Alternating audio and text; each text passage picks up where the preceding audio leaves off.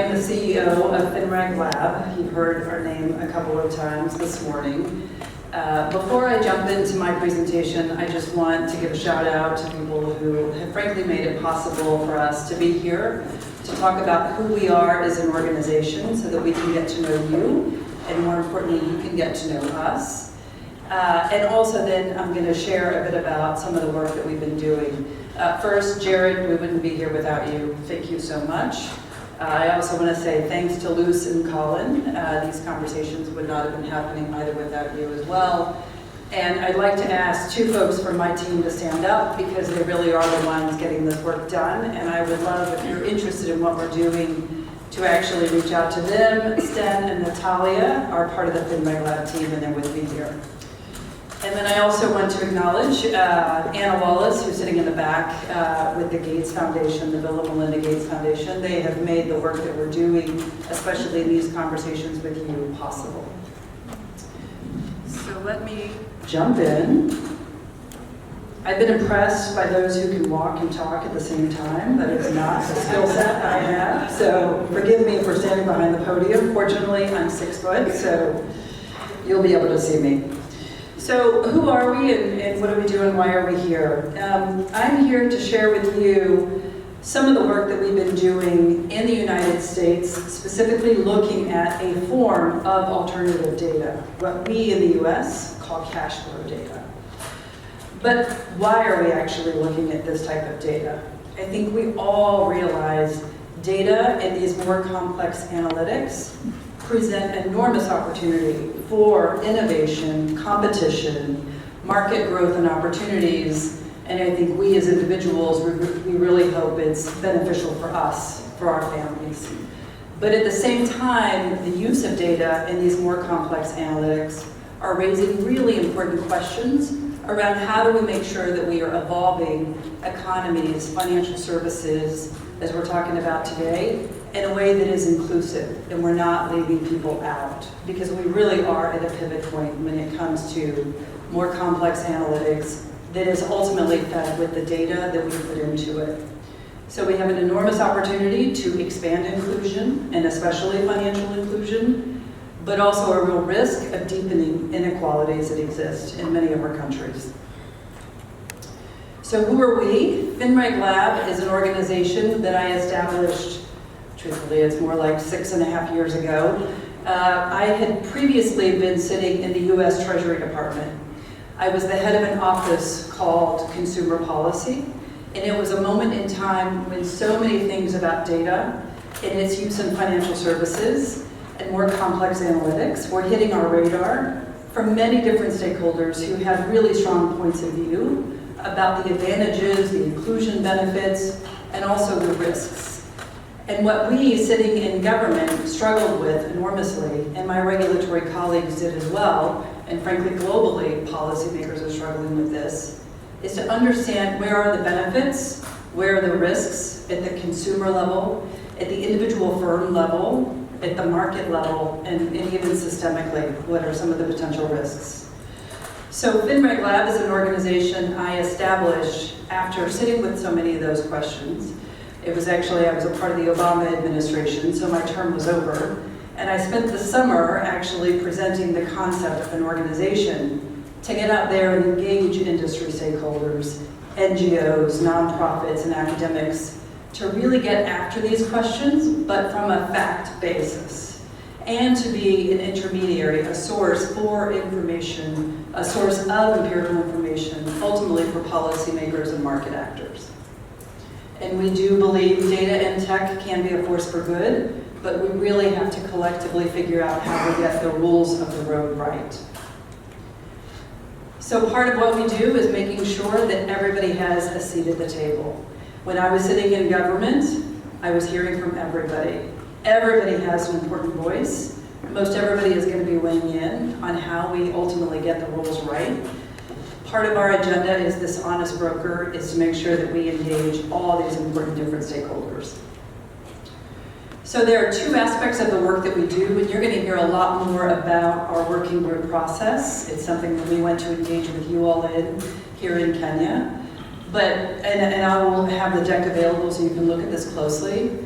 But we engage all the different stakeholders to identify what are those pressing questions around a particular data use or a particular type of analytics. And we looked very closely at credit, data for credit decisioning and credit underwriting, and also machine learning algorithms, which are increasingly being used as ways to find patterns and understand who is risky, who maybe ought to be extended a loan, where more traditional means of underwriting or scoring prevent the ability to see that. So we convene, we engage in a working group process, oftentimes multiple working group processes.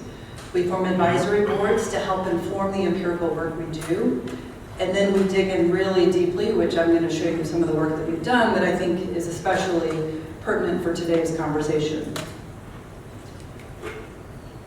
You can see more of this later about our AI work, and you're going to hear a little bit more about it tomorrow as well from my colleague Natalia Bailey.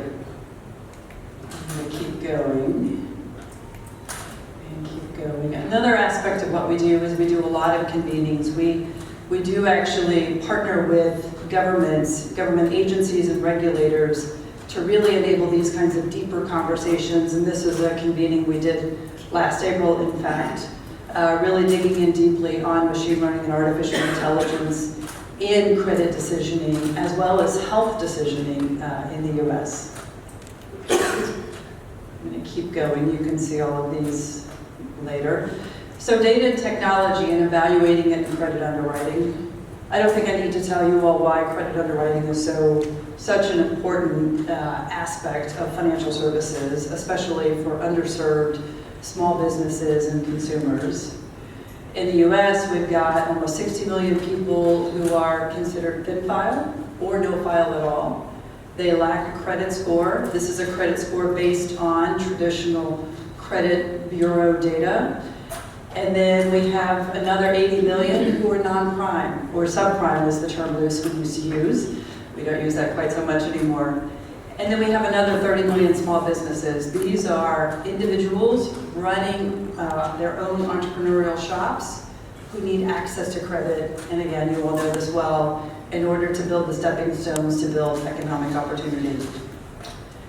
Here in Kenya, you all know these numbers more intimately than I do. 10 million adults in Kenya who are not in the credit system, and another 7.4 million MSMEs.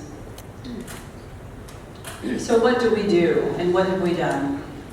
So given the importance of credit and credit underwriting, and the fact that in the US we have 50 million adults who cannot get credit risk assessed using more traditional credit bureau, there's a lot of interest and a lot of opportunity for exploring a form of alternative data for evaluating, to making accurate predictions of will somebody repay.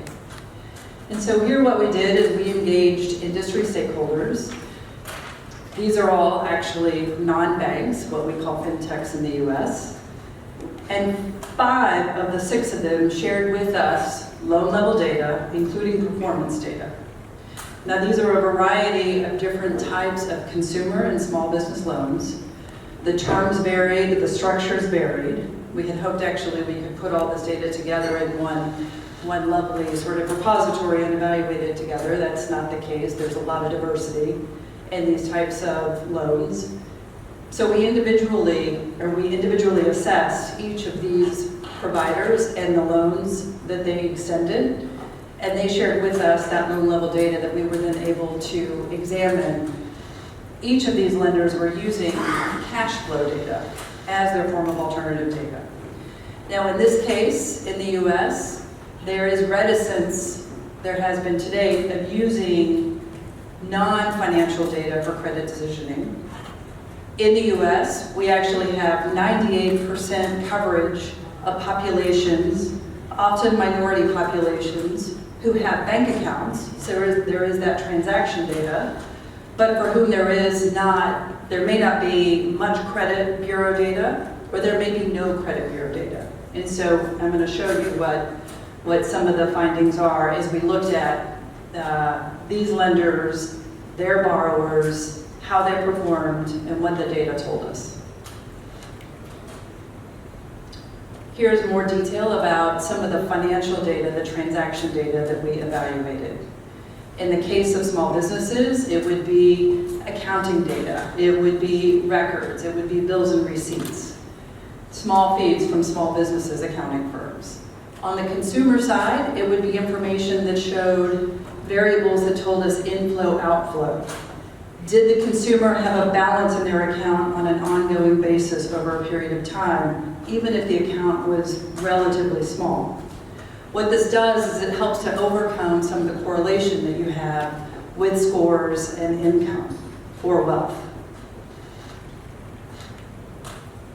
So we evaluated for 3 main questions, 2 practical questions and 1 that speaks very directly to some of the regulatory challenges that have prohibited lenders, especially banks, from embracing this kind of data or have been.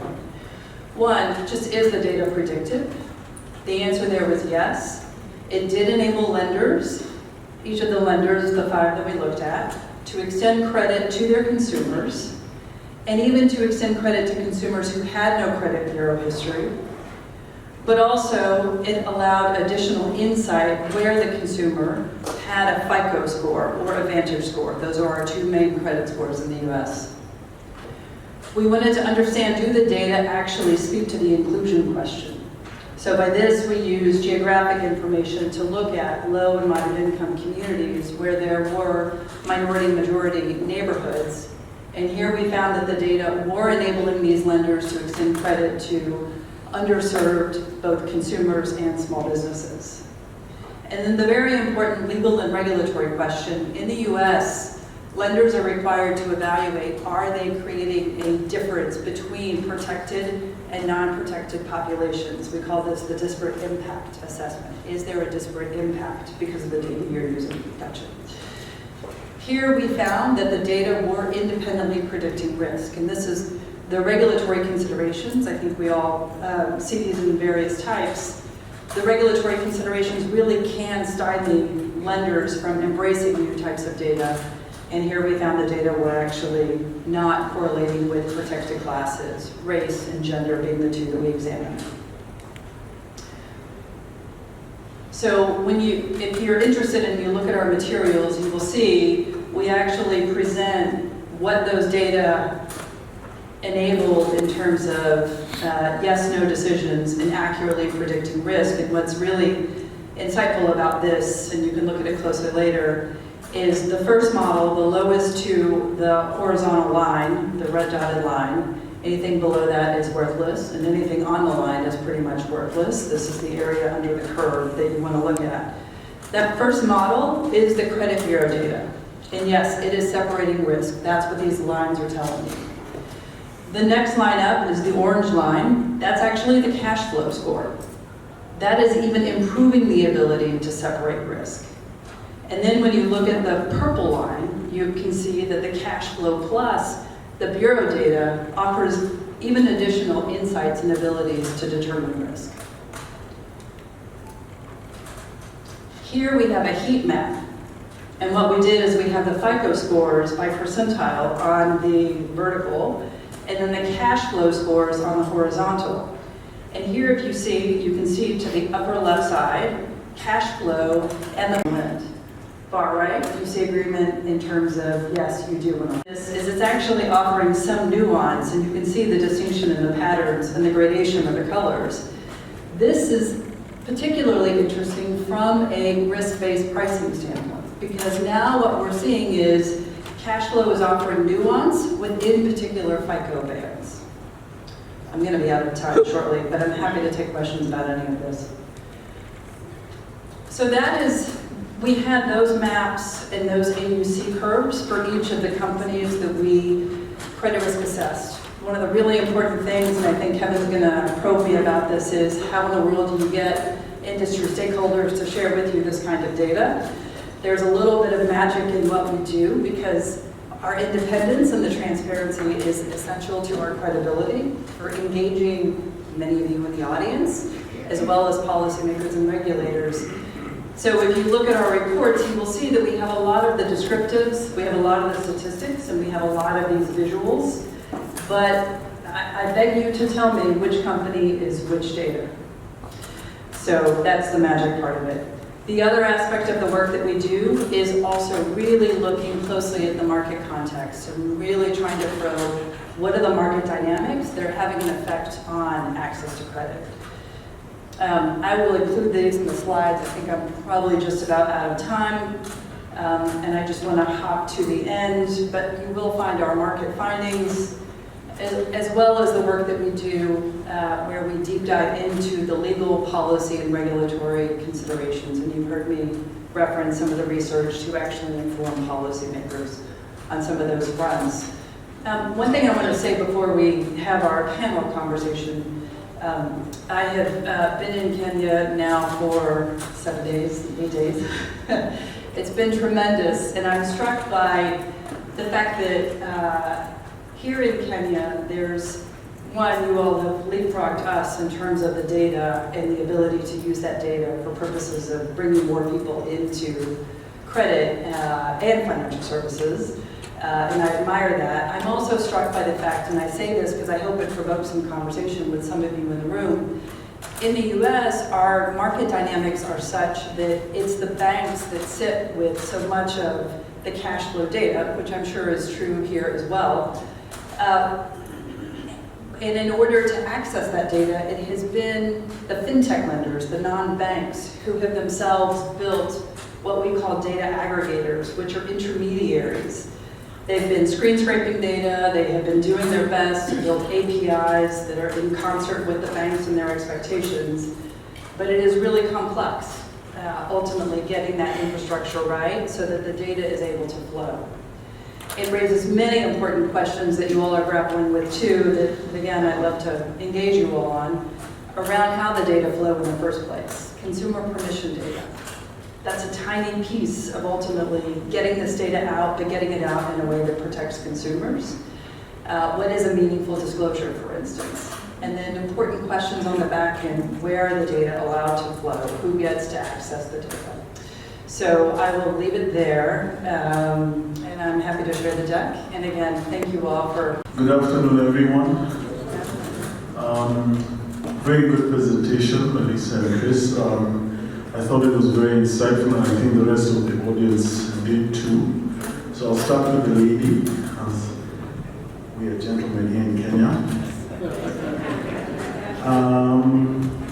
You already alluded to it. One of the good things that Jared and his team have been able to do is convene all the major stakeholders. But it's still a challenge when you listen to Jared's story.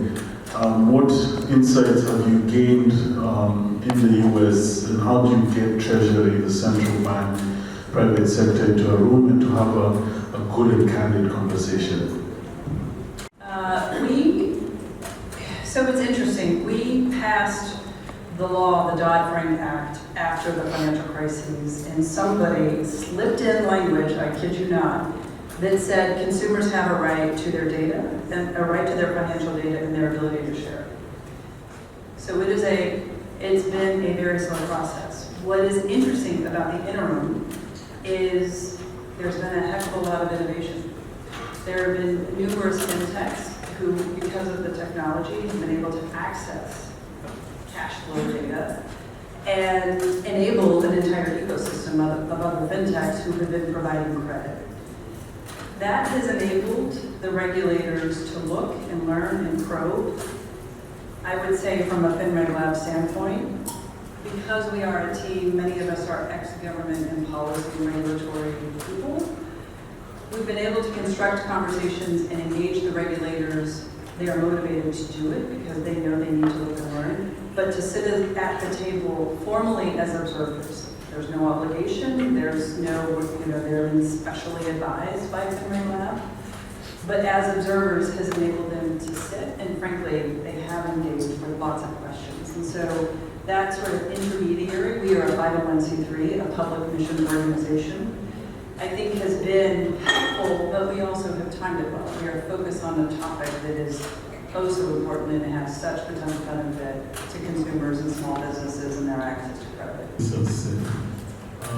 You're a private sector player, you are providing alternative data. I think the big question in the room is, are you competing with existing credit reference bureaus? And if so, how?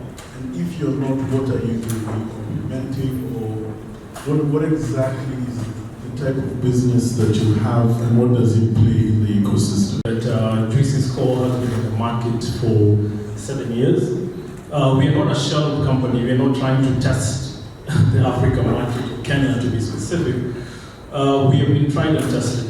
So what we're trying to say is we are not competing in any way with the bureau, because credit data is very important. So what we're trying to do is to complement that, as I mentioned earlier. So for us, we're looking on, because a lot of people have mentioned when they came here, it's about collaboration. The statistics are there. I think one of the panelists mentioned, and even us we've done our research, that 65%, I think this is transmitted, that 65% of the respondents did agree that if we use alternative data, then what it means is we'll be able to have a predictive score. For the fraud, it goes above without saying that the numbers are increasing, not only in Kenya alone, but globally. So what happens is, a lot of having worked in the bureau, is most of the institutions are using data to be able to come up with some criteria, especially matching criteria, to be able to say that somebody sent an email when they were doing the application on their phone, or a phone number, which we know very well. Maybe it will be a discussion with the MNOs in future, that if you don't use this in the next 3 or 6 months, and machine learning is not unique to us. It's something that it will be there, and it's still there in the future. That we can be able to have predictive patterns using artificial intelligence to be able to identify. So no way, and it has been proved, because for our company, we have seen the institutions, especially financial institutions, that have used both the bureau, as Kevin asked me, and our score, because it's just an algorithm where you can be able to have another parameter, which is our anti-fraud, or if you want fraud or risk, and then add it to the algorithm, and then make it more predictive. So it shows that it will be able to increase by 10 plus. It means in terms of return of investment that a lot of customers are able to be, and people are arguing this in terms of financial inclusion, that people are able to participate. And for us, I feel that we should now start saying financial participation. But actually having firms that are building scores on some of these alternative data that we're talking about. I mean, the US market is vast, as is Kenya, as is Africa, and the ability for that information to be available safely, for it to be used prudently, mindful of the market dynamics, offers opportunities. I think, what we have come to realize, and I heard this in today's conversation, is are the behaviors, are the repayment activities positive as well as negative being reported in? And is there a sort of consistent system where understanding as a small business, a consumer loan stacking, or is there risk that you otherwise wouldn't know if there isn't that consistency of reporting? That feels like a separate aspect of an effective credit ecosystem. Thank you for that. And just to stick with you, Melissa, one of the questions or conversations we had over lunch was, there are all these different silos of data sitting in different value chains. And the example that was given at lunch was, I'm a cement business, I have suppliers as a cement business. There's a lot of data, because we've been interacting as two businesses for many years, and you've seen growth, there's orders, there's payments. What have you seen in the US that can sort of bring that alternative data into the mainstream data sets? Or how can we get that data to the lending companies to give those small businesses better credit facilities? Sure. Some of the alternative data is still financial in nature, include utility data and rent payment data. There are increasingly efforts, not just by fintechs, to be an intermediary to facilitate rental payment activity. And in the US, we have many landlords who are very sort of independent and disconnected. And so there have been efforts both by nonprofits, and increasingly we're even seeing some of the banks try to help to facilitate a data sharing infrastructure for that kind of dispersed information, reported activity to be shared into credit decisioning. But it's complex, and it's also complex in the US because there may be implications of the reporting of that data, of rental data, or of utility data. And there are big and important questions about what does a borrower, a small business or a consumer, what choices are they making if they're thinking my rent payment or my utility payment is going to show up on my credit record? Do they make decisions that may be advantageous to them? So there are sort of surrounding market context and consumer implications that I think also go into the motivation of enabling that kind of data to be truly sort of plumbed in for credit decisions. But do the businesses see the value of sharing that data? And has the experience of getting them to share that data been easy, or has it been pulling teeth? It's been challenging, but I think increasingly, especially in our housing market, even the rental market, where there is steep competition, landlords are seeing the advantages of that kind of data repayment activity being part of a repository system that they themselves are able to leverage and benefit from. Exactly. Chris, back to you. You're dealing with alternative data. We've got the Data Protection Act 2019. The Office of the Data Commissioner has been doing quite a bit of work engaging, particularly the digital financial services. What steps are you taking to ensure that you're, one, protecting third-party data, and two, what kind of policies do you have as Juicy Score that comply with the Data Protection Act? Thank you so much, Kevin. For us, I need to emphasize that how our data that we're collecting is not personal data. It's not personal data. This is through the GDPR, so we have all the compliances. But that said, what happens is when it comes to scoring, there's some conditions that we might require. And I know every set of the banks or financial institutions, they have their terms and conditions. And these terms and conditions, they allow not even our data only. So the POCs that we've done is we just told the banks, because for example, an IP globally is due as non-personal data. But in Kenya, how the ODPC has been able to mention it is more of personal data. So we just put a clause into the terms and conditions, and then the customer actually complies by agreeing to the terms, and then we can be able to collect data. But ultimately, I've shown you all the data outputs that we're talking about. We're talking about a device. The type of phone. So if you have an iPhone, a Samsung, Itel, I don't think that's personal data. But of course, to be more compliant, to make everyone comfortable, we are in talks, and of course, we'll be able to share our data dictionary for them to be able to see, and also we send this to banks to tell them that these are the data that we collect. The other thing, we do not store that data. For example, I can give you an example of a phone. So if your number is 0722123456, we do not pick the 6 last numbers, just for you to make you more comfortable, or in email. For us, it's about the pattern and what to be the artificial intelligence, what they can be able to do. But just to be more comfortable for us is we have the GDPR compliance, we get consent from the customer, we also produce the data that we get, and we do not store the data. Face recognition. Some of us took our ID photos 40 years ago. So currently my banking app does not recognize this face. Because it's like the face that was drawn today.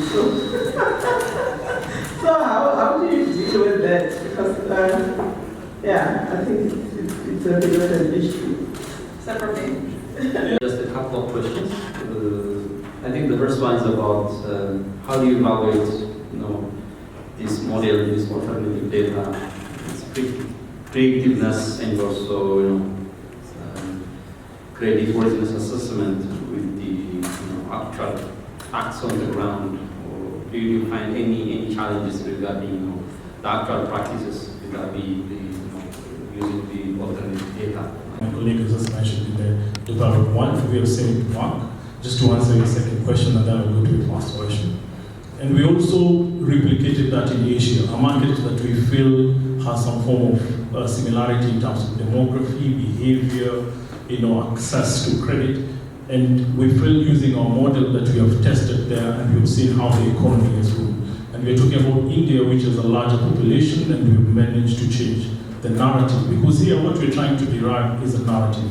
At the end of the day, it's the consumer. We want to, and I'm so sure the regulators are here, to be able to drive a narrative where the consumer can be able to have risk-based pricing. But the issue is that the financial institutions are saying that they do not have enough data to be able to profile.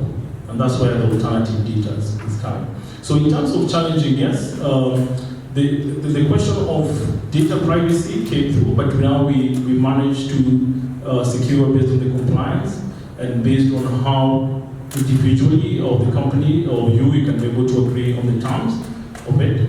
But just to look at the score, initially how it started, for example, we are hoping that the financial institution, maybe where you said, can be able to start appreciating and using that particular score, not as a yes or no. So yes or no, I mean here that if you're listed, decline.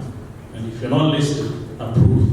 I think it's a challenge that I'm putting across for bankers to be able to extend it, to start using the score, and I believe in you, as my colleague, where we'll be able to change the narrative from blacklisting to risk. So you'll be told that go ahead, and if for example, you decline a loan, you will be told go work or go build on your score. So what that will do is the moment you use a bureau score, then what happens, it helps us put an alternative score that we have using alternative data, plugging into the matrix that the bank has, because we're already giving you an output of the score, and then it will be able to be more predictive. So it's just a narrative. The reason why we're here is for bankers to be able to change their methodology and appreciate scoring, and which the regulators and the CRBs are here to be able to push, and have for us to be able to have, which I think by now we agree that all this alternative data is very useful to make the score more predictive. Thanks, Chris. Melissa, do you have any